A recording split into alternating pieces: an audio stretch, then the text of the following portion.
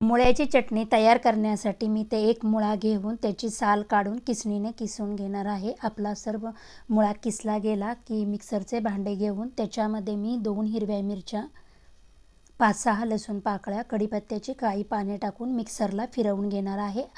तिखट तुम्ही तुमच्या आवडीनुसार करू शकता। छान असा आपला मिरचीचा ठेचा तयार झालेला आहे। इथे मी मुगाची डाळ अर्धा तास भिजत ठेवलेली होती। आता गॅसवर पॅन ठेवून त्याच्यात 2 चमचे तेल टाकून हिरव्या मिरचीचा ठेचा, हिंग, हळद टाकून आपण एक 5 मिनिटं परतून घेऊया, जेणेकरून लसूण आणि हिरव्या मिरचीचा कच्चेपणा दूर होईल।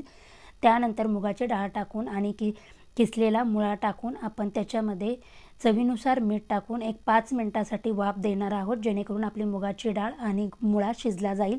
आता 5 मिनिटांनंतर बारीक चिरलेली कोथिंबीर टाकून पुन्हा एक 2 मिनिटाची वाफ द्यायची। त्यानंतर 2 मिनिटांनंतर तुम्ही पाहू शकता छान अशी आपली मुळ्याची चटणी तयार झालेली आहे।